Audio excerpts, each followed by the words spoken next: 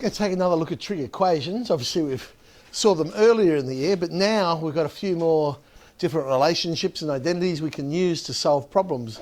Now, cos 2 theta equals a half. Now, we did this one earlier in the year by saying, okay, well, that's not a problem. What we'll do is we'll solve between 0 and 720, and then once we've got our answers, we'll divide by 2. So cos is a half. I know I'm in my first or fourth quadrant. So that means cos is our positive, so 60 degrees or 360 minus that. Let's say that's what 2 theta is, and we're going around twice. Divide by 2, we get our 4 answers. Of course, now there are other ways we can solve this, because we have a formula for cos 2 theta.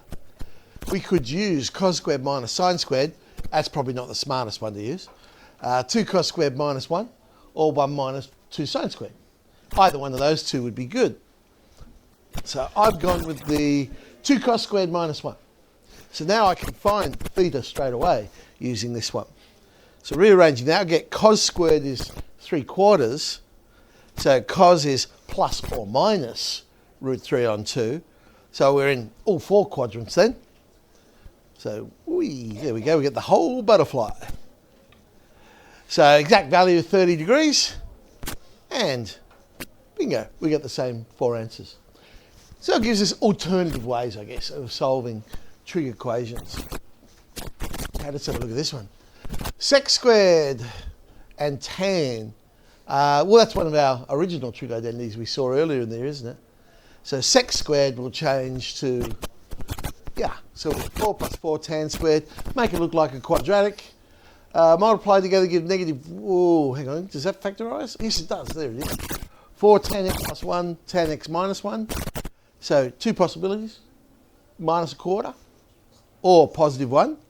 So over in minus quarter, we've got 2 quadrants there, the second and the fourth.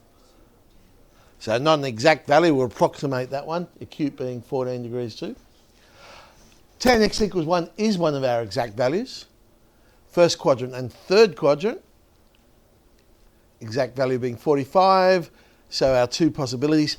Combine it all together into one nice, neat solution. I like to put them in order. So there we go, 45, 165, 58, 225, 345, 58. Cos 2 theta, 4 cos squared minus 2 sine squared.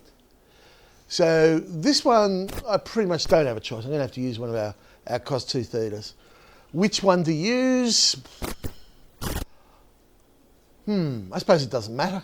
We've got cos squareds and sine squareds anyway. So what did I use? I went with the standard cos squared minus sine squared. So cos squared minus sine squared, for this one, I'm not going to change it all to cos squared or all to sine squared because there is no constant number in this one. So I can sort of do a division and say, well, that means tan squared is 3. So we get plus or minus. Again, we're in all 4 quadrants for this one. 60, sub her in, and there's our 4. Let's have a look at another example. Oh, an actual HSC one. But it was a nice, simple little one. Cos 2 theta is sine theta. Again, it's cos 2 theta. 3 choices. The sensible one to choose would be the one involving sine, because it equals sine theta. So 1 minus 2 sine squared is sine. And we get 2 sine squared plus sine minus 1. 2 sine theta minus 1.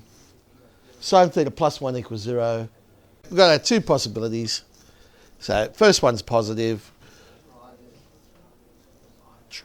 But the second one's a boundary value. So that's 270. And subbing in, we get 3 possibilities for this equation. Let's do something that's not cos 2 theta. Okay. 2 sine squared equals sine 2 theta. Well, there's only one choice for sine 2 theta. So 2 sine theta cos theta. 2 sine squared minus 2 sine theta cos theta. And of course, the biggest mistake now made would be dividing sine. Right. In this case, we can't divide by sine theta because it is actually possible sine theta could be 0. It will turn out to be a possible solution because see what happens when we factorise. There we go. We get that possibility that sine theta is equal to 0.